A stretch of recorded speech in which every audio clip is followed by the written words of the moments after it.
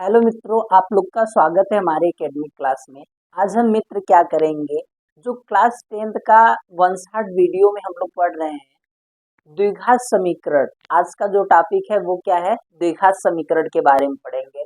और इससे जस्ट पहले हम डेली बेसिस पे क्लासेस ला रहे हैं, तो यदि आप इससे पहले का जो भी रिवीजन करना चाहते हैं तो इससे पहले वाले वीडियो में आप लोग को प्लेलिस्ट में मिल जाएंगे सभी क्लासेस वंशाट करके। तो चलिए आज का जो सेक्शन है वो स्टार्ट करते हैं। तो इसमें देखिए मित्र, हम लोग को पढ़ना क्या है, द्विघात समीकरण क्या होते हैं, फिर द्विघात समीकरण के मूल क्या होते हैं, फिर मूल निकालने के लिए सूत्र होता है जिसे हम श्रीधराचार्य विधि भी कहते हैं, उसके बारे में पढ़ेंगे। और मूलों का विविक्तर कैसे ज्ञात करते हैं, और उसी विविक्तर से हम मूल की प्रकृति बताएंगे कि मूल कैसा होता है। तो चलिए देखिए क्या होगा। तो पहला हेडिंग क्या है, द्विघात समीकरण। पहला हेडिंग क्या है मित्र, द्विघात समीकरण। अब देखिए मित्र, जो होगा द्विघात समीकरण किसे कहते हैं। तो इससे पहले हम लोग पढ़े थे, क्या पढ़े थे, द्विघात बहुपद। तो द्विघात बहुपद में क्या होता था, यदि कोई बहुपद दिया गया हो और बहुपद में जो चर का अधिकतम घात क्या होना चाहिए, 2 होगा, तो उसको हम क्या कहते हैं, द्विघात समीकरण, द्विघात बहुपद कहते थे। अब यहाँ समीकरण में क्या केवल हो जाता है, 0 के बराबर हो जाता है। वहां बहुपद या x के बराबर होता था, यहाँ केवल क्या हो जाएगा, 0 के बराबर। तो यदि कोई समीकरण दिया हो और समीकरण किस रूप में दिया हो, ax² plus bx plus c equal to 0 के रूप में दिया हो, कोई समीकरण दिया हो और किस रूप में दिया हो मित्र, ax² plus bx plus c equal to 0 के रूप में होता है। और जहां पे a b c जो है वो क्या होना चाहिए, वास्तविक संख्याएं होनी चाहिए। क्या होना चाहिए, वास्तविक संख्याएं होना चाहिए। और a की वैल्यू 0 के बराबर नहीं होना चाहिए। क्यों नहीं होना चाहिए, क्योंकि a की वैल्यू 0 के बराबर हो जाएगा तो bx प्लस c हो जाएगा, या x का अधिकतम घात 1 होगा, तब ये द्विघात समीकरण न होकर केवल रैखिक समीकरण हो जाएगा। क्यों, क्योंकि द्विघात समीकरण में क्या होता है, चर का अधिकतम घात कितना होना चाहिए, 2 होना चाहिए, तब उसको हम क्या कहेंगे, द्विघात समीकरण। इसलिए a की वैल्यू 0 के बराबर नहीं हो सकता, तो इसे ही हम क्या कहते हैं, द्विघात समीकरण या क्वाड्रेटिक इक्वेशन कहते हैं। जैसे फॉर एग्जाम्पल के तौर पे देख लीजिए क्या हो सकता है, एग्जाम्पल के तौर पे जैसे लीजिए 3x² प्लस 2x प्लस 1, ये किस प्रकार का समीकरण हो जाएगा, द्विघात समीकरण। क्यों, क्योंकि चर का अधिकतम घात देखिए 2 है, और सॉरी इक्वल टू 0 के बराबर होगा, 2 है, और ये किस इस फॉर्म में है कि नहीं, हाँ है। भले ही a की वैल्यू 3 हो जाए, b की वैल्यू कुछ भी हो जाए, लेकिन ये किस प्रकार का समीकरण हो जाएगा, द्विघात समीकरण। फिर उसके बाद और 4x² प्लस 3x प्लस 9 लिख लिए इक्वल टू 0, तो ये भी क्या हो जाएगा, द्विघात समीकरण हो जाएगा। अब देखिए, जो द्विघात समीकरण होते हैं, द्विघात समीकरण होते हैं, तो द्विघात समीकरण को जब हम हल करते हैं तो वहां से जो यक्स का मान आता है, यक्स का मान आता है, और यहाँ एक्स स्क्वायर है, तो यहाँ एक्स का मान कितना आएगा, अधिकतम 2 आएगा। तो यही जो यक्स का मान आता है उसे ही हम क्या कहते हैं, द्विघात समीकरण का मूल कहते हैं। यानी जब हम कोई द्विघात समीकरण लेते हैं और समीकरण में हल करेंगे तो यक्स का जो मान आएगा वो इसी हम क्या कहते हैं, मूल कहते हैं। वहां बहुपद में हम लोग शून्य कहते थे, यहाँ क्या कहेंगे दोस्तों, मूल कहते हैं। तो देखिए अगला जो टॉपिक है वो पढ़ेंगे क्या, द्विघात समीकरण के मूल।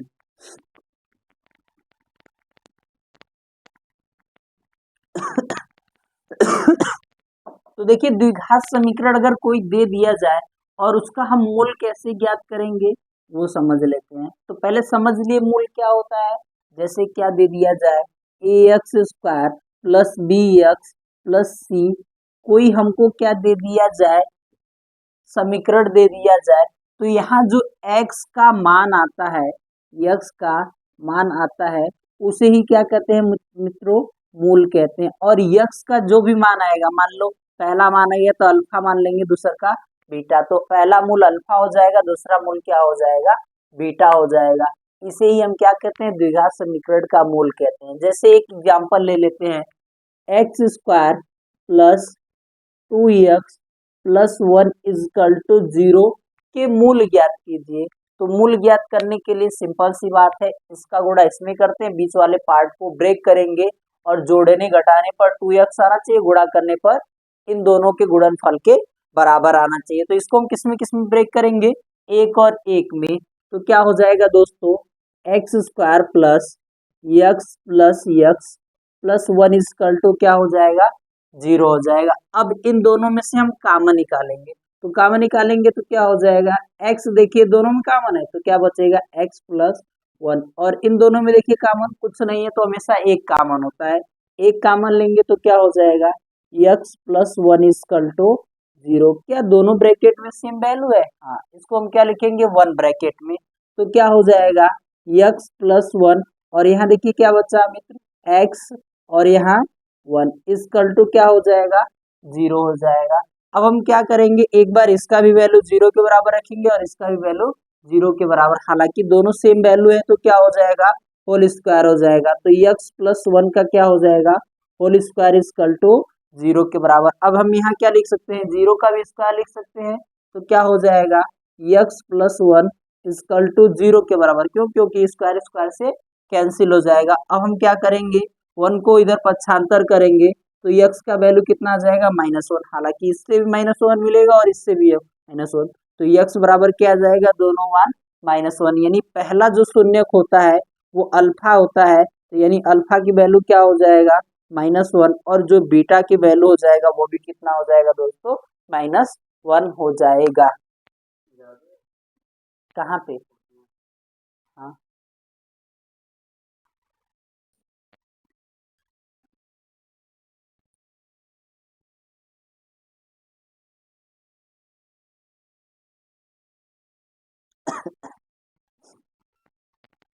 ये था मित्र मूल ज्ञात करने की प्रक्रिया। अब हम देखिए मूल ज्ञात, तो अगर कोई आसानी से जो बीच वाला पार्ट टूट जाता है तो उसको तो हम आसानी से मूल ज्ञात कर सकते हैं। अच्छा, इससे पहले आप लोग को एक सवाल देते हैं, वो आप लोग कमेंट में बताएंगे कि इसका जवाब क्या होगा। देखिए क्वेश्चन कुछ इस प्रकार है, दे देते हैं क्वेश्चन आपको, बताइएगा आप लोग इसका आंसर क्या होगा। 4x² minus 12x plus 9 equal to 0 के मूल क्या होंगे, आप बताएंगे मित्रों मूल क्या होंगे। इसका जवाब आप लोग कमेंट में देंगे कि इसका मूल क्या होगा। इसको हम आगे की ओर चल रहे हैं।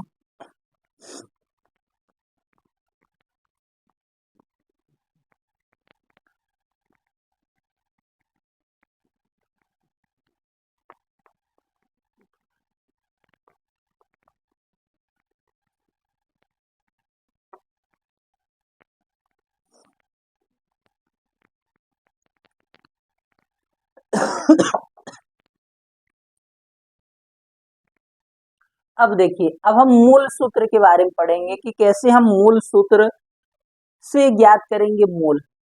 मूल सूत्र से पहले मूल सूत्र क्या होता है उसके बारे में समझ लेते हैं। तो श्रीधराचार्य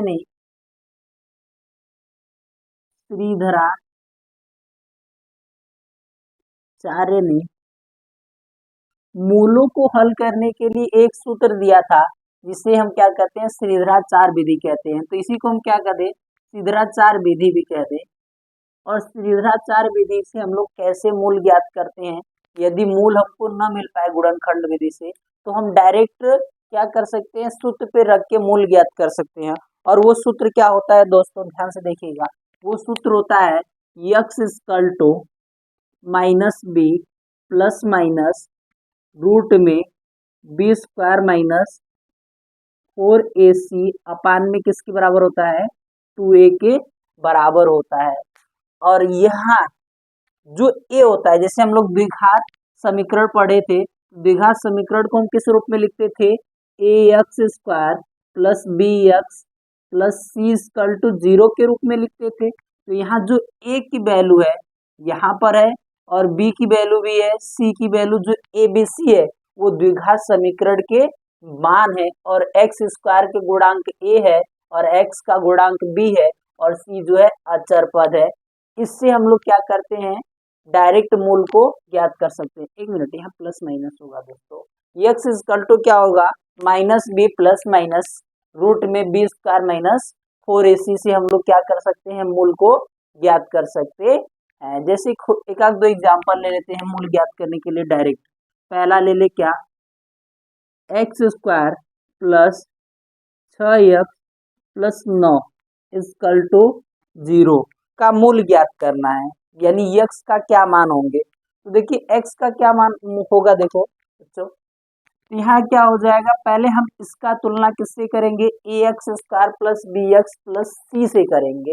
तो क्या हो जाएगा, लिखेंगे क्या, इसकी तुलना किससे करने पर दोस्तों, इसकी तुलना जो है हम लोग करेंगे, तुलना ए एक्स स्क्वायर प्लस किससे, b x plus C equal to 0 से करने पर जब हम तुलना करेंगे तो क्या हो जाएगा दोस्तों, करने पर अब देखिए एक्स स्क्वायर से कैंसिल हो जाएगा, तो ए का वैल्यू क्या हो जाएगा दोस्त, 1। इसी प्रकार बी में देखिए, बी की वैल्यू कितना हो जाएगा, 6 हो जाएगा, और सी की वैल्यू कितना हो जाएगा, 9 हो जाएगा। अब श्रीधराचार्य का सूत्र हम लोग लिखे, एक्स इक्वल टू किसके, minus b plus minus b square minus 4ac upon में 2a। तो यहाँ क्या हो जाएगा, एक्स इक्वल टू देखिए माइनस बी की वैल्यू कितना है 6 प्लस माइनस फिर उसके बाद बी स्क्वायर, तो बी स्क्वायर मतलब 6 का स्क्वायर माइनस 4 गुणे ए का वैल्यू कितना है, ए का वैल्यू 1 है, तो यहाँ क्या रखेंगे 1, और सी का वैल्यू कितना है 9 अपान में कितना हो जाएगा दोस्तों, 2 गुणे ए का वैल्यू 1 हो जाएगा। फिर क्या होगा, x equal to minus plus minus upon plus minus root में यहाँ देखिए क्या है, 6 का स्क्वायर, तो 6 का स्क्वायर जो होता है वो कितना होता है 36 माइनस 9 चौक के कितना हो जाएगा 36 बटे कितना हो जाएगा 2 हो जाएगा। फिर क्या होगा दोस्तों, एक्स इक्वल टू माइनस 6, 36 में से 36 घटाएंगे 0, यानी यहाँ क्या हो जाएगा 0 हो जाएगा, तो केवल क्या बचेगा माइनस 6 अपान में 2 हो जाएगा। जब इसको डिवाइड करेंगे तो किससे कितनी बार में कटेगा, 3 टाइम्स में, यानी यक्स का जो मान आएगा वो कितना आ जाएगा -3, यानी इसका जो दोनों मूल होंगे यानी -3 और -3, क्यों, क्योंकि यहाँ देखिए +0 -0 आएगा तो दोनों दो में वैल्यू आएगा, इसलिए यानी यक्स का जो मान हो जाएगा वो कितना हो जाएगा -3 और -3। यानी इसको आप चाहे तो आपको इसको इस क्वेश्चन को इससे हल करिए, अगर मान लीजिए यहाँ से गुणनखंड विधि से हो जाता है तो हम गुणनखंड विधि से कर सकते हैं, अगर नहीं हो पाएगा तब किस विधि से करेंगे, श्रीधराचार्य विधि से हम लोग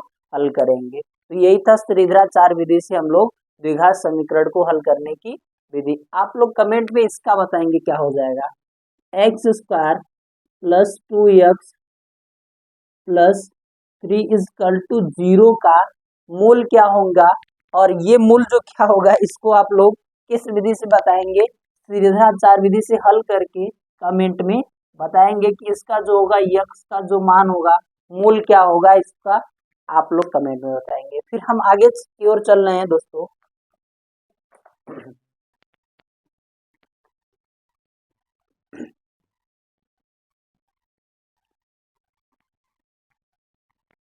आगे देखिएगा दोस्तों क्या होगा, अब हम लोग पढ़ लिए कि मूल सूत्र क्या होता है, मूल सूत्र के बाद विविक्तर को पढ़ेंगे कि विविक्तर कैसे हम लोग ज्ञात करते हैं। मूलों की प्रकृति बताने के लिए हम लोग विविक्तर का सूत्र क्या होता है उसको हम लोग ज्ञात करेंगे। तो देखिए विविक्तर को हम लोग सदैव डी से प्रेजेंट करते हैं और मूलों की प्रकृति बताने के लिए हम लोग विविक्तर ज्ञात करते हैं। तो अगला जो हेडिंग है दोस्तों वो क्या है, विविक्तर। विविक्तर,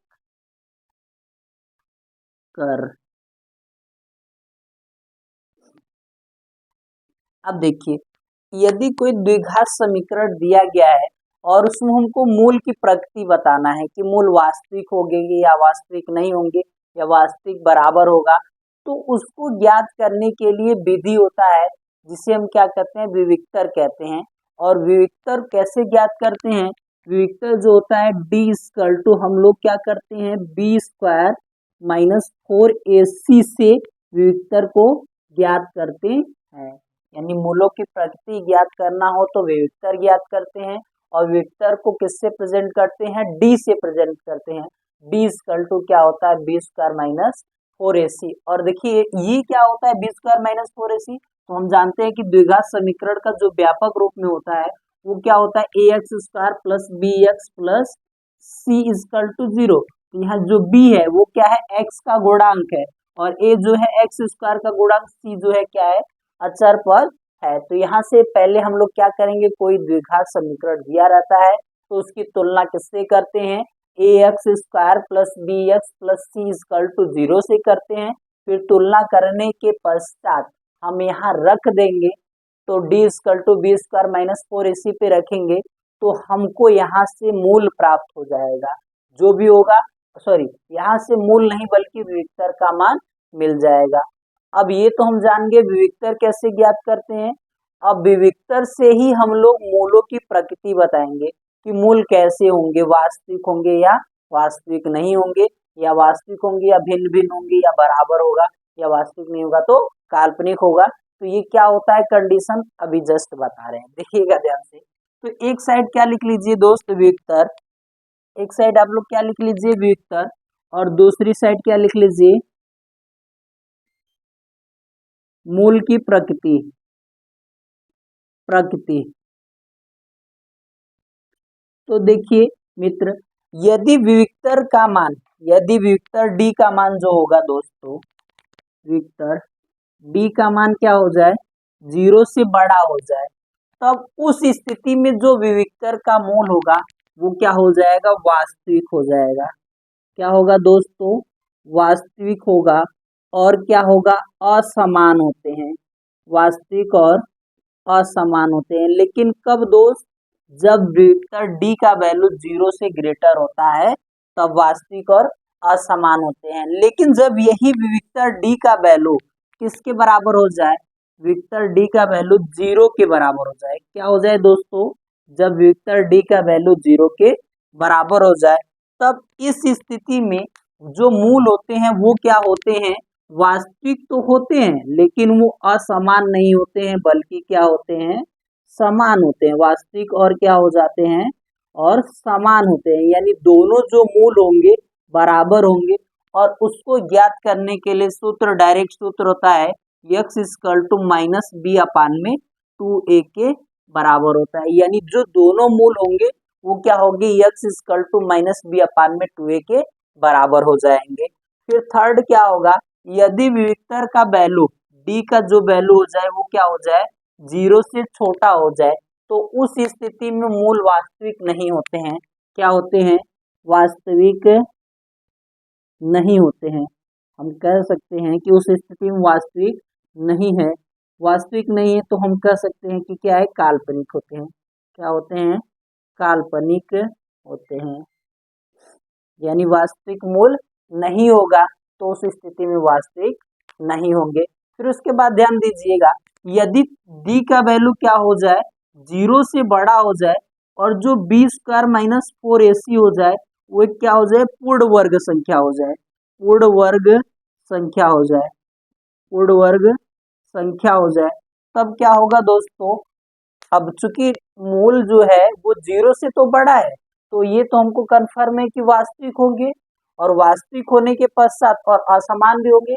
लेकिन अगर वो मूल जो होगा बी स्क्वायर माइनस 4ac पूर्ण वर्ग संख्या हो जाएगा, तो जब वो पूर्ण वर्ग संख्या होगा तब उस स्थिति में वो परिमेय होगा। क्या हो जाएगा, यानी उस स्थिति में वास्तविक तो संख्याएं होंगी ही, वास्तविक मूल होंगे ही होंगे, साथ में और क्या होंगे, परिमेय भी होंगे। यानी यह किसके रूप में होगा, P बाई Q के रूप में होगा। यदि यही क्या हो जाए, D की जो वैल्यू हो जाए वो क्या हो जाए, 0 से तो ग्रेटर हो जाए, लेकिन बी स्क्वायर माइनस 4ac जो हो जाए वो क्या हो जाए, अपूर्ण वर्ग संख्या हो जाए, अपूर्ण वर्ग संख्या हो जाए, अपूर्ण वर्ग संख्या हो जाए, तब उस स्थिति में क्या होगा दोस्तों, मूल तो वास्तविक होंगे ही होंगे लेकिन उस स्थिति में परिमेय नहीं बल्कि क्या होगा, अपरिमेय हो जाएगा। और क्या हो जाएगा दोस्तों, अपरिमेय, अपरिमेय। यही था मूल की प्रकृति ज्ञात करने की प्रक्रिया। तो यानी क्या हो जाएगा, एक बार रिपीट कर लेते हैं। तो यदि विविक्तर डी की वैल्यू किसके बराबर हो जाए, सॉरी, विविक्तर डी की वैल्यू 0 से ग्रेटर हो जाए तो उस स्थिति में वास्तविक और असमान। जब विविक्तर डी की वैल्यू 0 के बराबर हो जाए तो वास्तविक और समान। इसको डायरेक्ट ज्ञात करना है मूल, तो x इक्वल टू किस पर रख दीजिए, माइनस बी अपान में 2a पर। तो हम यहाँ से मूल को ज्ञात कर सकते हैं। फिर उसके बाद यदि विविक्तर डी की वैल्यू जो हो जाए 0 से छोटा हो जाए तो उस स्थिति में मूल जो होंगे वास्तविक नहीं होते हैं, तो काल्पनिक हम कह सकते हैं। अब चौथा कंडीशन क्या है, यदि विक्टर का जो मान है वो क्या हो जाए, 0 से तो बड़ा हो लेकिन बी स्क्वायर माइनस 4ac एक पूर्ण वर्ग संख्या हो, तो उस स्थिति में मूल वास्तविक भी होंगे, साथ में एक परिमेय संख्या भी होती है। यदि विक्टर डी की जो वैल्यू है, विक्टर डी की वैल्यू 0 से ग्रेटर है लेकिन बी स्क्वायर माइनस 4ac एक अपूर्ण वर्ग संख्या है, तो वास्तविक के साथ साथ वो क्या हो जाएगा, अपरिमेय संख्या हो जाएगा। ये था मूल की कुछ प्रकृति। अब इस पे एक सवाल हम लोग हल कर लेते हैं, फिर उसके बाद हम आगे जो है नेक्स्ट वीडियो में बताएंगे आप लोग को इस पे पूरे सवाल को। तो जैसे एक एग्जाम्पल ले ले,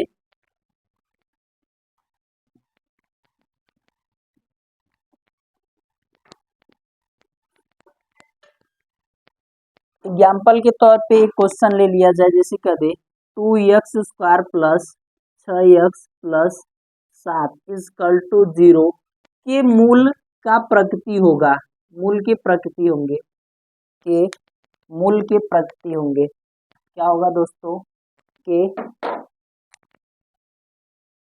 मूल के प्रकृति होंगे, प्रकृति होंगे।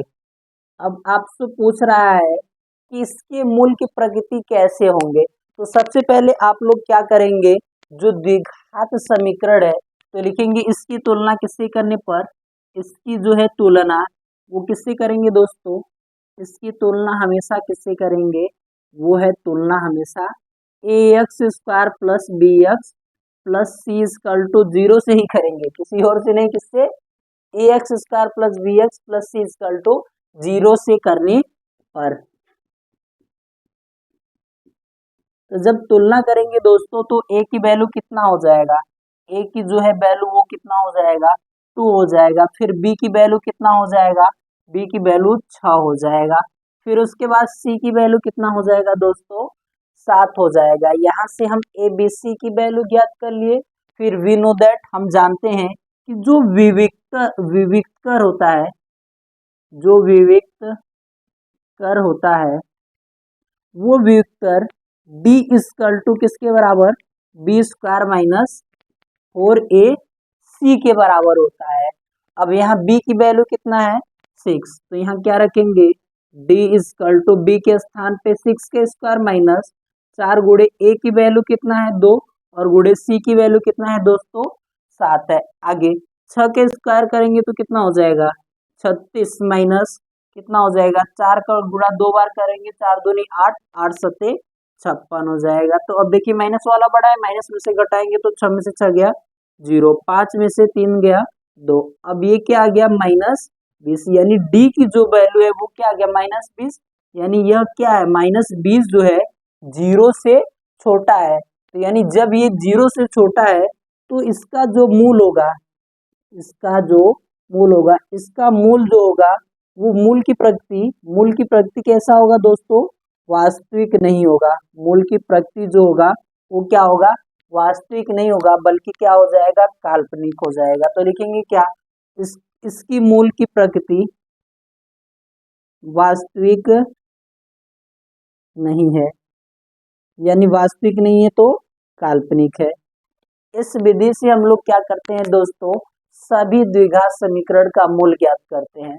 आप लोग क्या करिएगा, लास्ट क्वेश्चन हम देकर जा रहे हैं और इसका कमेंट में जवाब चाहेंगे कि इसका प्रकृति क्या होगा, मूल का प्रकृति x² minus 4x plus 5 is equal to 0 का मूल की प्रकृति क्या होगा, क्या बताना है, इसके मूल की प्रकृति क्या होंगे। और इस वाले जो चैप्टर में है इतना ही टॉपिक इम्पोर्टेंट है और जिसको हम आप लोग को बहुत अच्छे तरीके से डिलीवर्ड किए। और आप लोग क्या करिएगा, ध्यान से देखिएगा और इसी के आधार पे जितना भी इस एक्सरसाइज का पूरा सवाल है उसको कोशिश करिएगा वन शॉट की तरह एकदम लगाकर पूरा हल करिए। और मिलते हैं आप लोग से एक नेक्स्ट क्लास में। आज के लिए इतना ही। थैंक यू, धन्यवाद।